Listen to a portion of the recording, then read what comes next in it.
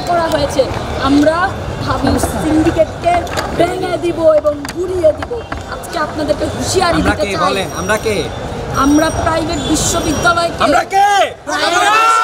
আমরা কে? 68 জন রাস্তায় প্রাণ দিয়েছে। 68 জন, এই হিউজ নাম্বার একদিনে। দেখুন, আপনারা সকলেই জানেন যে জুলাই অভ্যুত্থানের যেই শক্তি, জুলাই অভ্যুত্থানের শক্তি থেকে কিন্তু আমাদের আজকে এক নতুন স্বতন্ত্র ছাত্র সংগঠনের আত্মপ্রকাশ হয়েছে। আমাদের সংগঠনটির নাম বাংলাদেশ গণতান্ত্রিক ছাত্র সংসদ। আমরা আজকে বাংলাদেশ গণতান্ত্রিক ছাত্র সংসদের কেন্দ্রীয় সংসদ এবং ঢাকা বিশ্ববিদ্যালয় সংসদের দুইটি কমিটি আমরা প্রণয়ন করেছি এবং আমরা দুটি কমিটি কিন্তু সর্বসম্মতিক্রমে আমরা ঘোষণা করতে সমর্থ হয়েছি। আমাদের কেন্দ্রীয় কমিটির আহ্বায়ক হিসেবে রয়েছেন আবু বাকের মজুমদার এবং কেন্দ্রীয় সংসদের সদস্য সচিব হিসেবে রয়েছেন জাহিদ আহসান এবং মুখ্য সংগঠক হিসেবে রয়েছেন তাহমিদ আল মুদাসির চৌধুরী এবং মুখপাত্র হিসেবে আছেন আশরাফা খাতুন। এই চারজনের ব্যাপারে আমরা টপ 4 লিডারশিপকে আমরা চুজ করেছি এবং চারজনের ব্যাপারে কিন্তু আমরা সর্বসম্মতিক্রমে সম্মত হয়েছি। এছাড়া আমরা ঢাকা বিশ্ববিদ্যালয়ের কমিটিও করেছি। ঢাকা বিশ্ববিদ্যালয় সংসদের আহ্বায়ক হিসেবে রয়েছেন আব্দুল কাদের, সদস্য সচিব হিসেবে রয়েছেন মহির আলম, মুখ্য সংগঠক হিসেবে রয়েছেন হাসিবুল ইসলাম এবং মুখপাত্র হিসেবে আছেন রাফিয়া রেহনুমা রিদি। এবং আমাদের এই নতুন ছাত্র সংগঠন বাংলাদেশ গণতান্ত্রিক ছাত্র সংসদের সকল সম্মিলিত প্রাইভেট বিশ্ববিদ্যালয়, বিভিন্ন পাবলিক বিশ্ববিদ্যালয়, জেলা ও উপজেলা শহরগুলোতে আমাদের যেই সংসদগুলো হবে, আমাদের যেই শাখাগুলো হবে, সেই কমিটিগুলো আমরা অতি দ্রুতই শিক্ষার্থীদের সাথে আলোচনার ভিত্তিতে সর্বসম্মতিক্রমে কিন্তু আমরা সেই প্রসেসের দিকে আগাবো। সেটা কিন্তু আমরা আগাচ্ছি। যেখানে বেসরকারি বিশ্ববিদ্যালয়ের শিক্ষার্থীরা তারা বলছে যে তারা এখানে পদবঞ্চিত হয়েছে, সেখানে একটা বিশৃঙ্খল পরিস্থিতি শুরু। দেখুন, কেন্দ্রীয় সংসদের যেই চারজনকে আমরা লিডারশিপে নিয়ে এসেছি তাদের ব্যাপারে কিন্তু সকলেই সর্বসম্মতিক্রমে এক রয়েছে। যেমন আবু বাকের মজুমদার, জাহিদ আহসান সদস্য সচিব হিসেবে রয়েছেন, মুখ্য সংগঠক হিসেবে রয়েছেন তাহমিদ আল মুদাসির এবং মুখপাত্র হিসেবে আছেন আশরাফা খাতুন। তাদের ব্যাপারে কিন্তু সকলেই সর্বসম্মতিক্রমে একমত হয়েছেন। আসলে যেই আপনারা মধুর ক্যান্টিনে যে পরিস্থিতিটা লক্ষ্য করতে পেরেছেন সেটাকে আমরা ইতিবাচকভাবে দেখছি।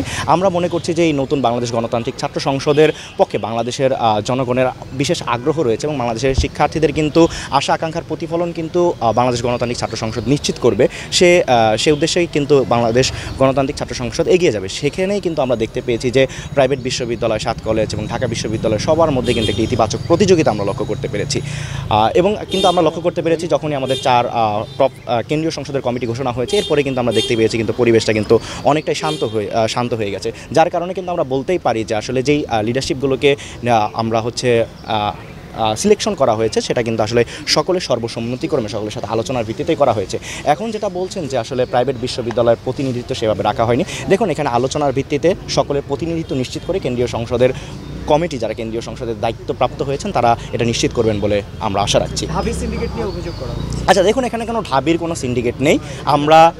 আমরা কেন্দ্রীয় সংসদের কমিটি করেছি, বাংলাদেশ গণতান্ত্রিক ছাত্র সংসদের আজকে আপনারা দেখতে পেয়েছেন আমরা কেন্দ্রীয় সংসদের কমিটি করেছি এবং ঢাকা বিশ্ববিদ্যালয় সংসদের কিন্তু আমরা কমিটি করতে সমর্থ হয়েছি।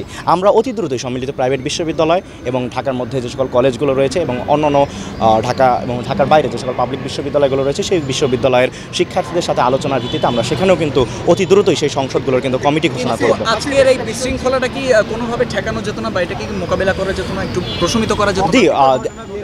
দেখুন, আসলে আমরা আসার পরে আমাদের একটু বিলম্বিত হয়েছে। আমরা এসে লক্ষ্য করতে পেরেছি যে আসলে শিক্ষার্থীদের মধ্যে একটা প্রতিযোগিতা রয়েছে, নেতৃত্বের প্রতি একটা উচ্ছ্বাস রয়েছে, নতুন ছাত্র সংগঠনের প্রতি শিক্ষার্থীদের আগ্রহ রয়েছে। সেই আগ্রহের জায়গা থেকে সবারই নেতৃত্বের প্রতি একটা বিশেষ আকর্ষণ ছিল।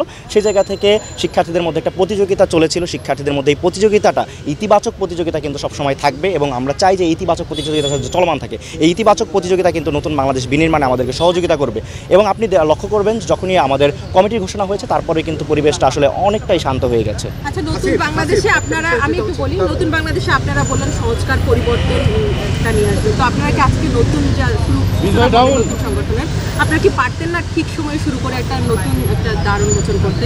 কেন আপনারা দেরি করেছেন? দেখুন, আসলে এখানে সকলের সাথে সর্বসম্মতি করে আমরা যেহেতু সকলের মতামতকে প্রাধান্য দিয়ে থাকি এবং সকলের মতামতকে প্রাধান্য দিয়ে কিন্তু নেতৃত্বের যে নির্বাচন সেটা বা নেতৃত্বে যে প্রতিনিধিত্ব যাতে সকলের নিশ্চিত হয় সে লক্ষ্যে কিন্তু আসলে আমরা কাজ করে থাকি।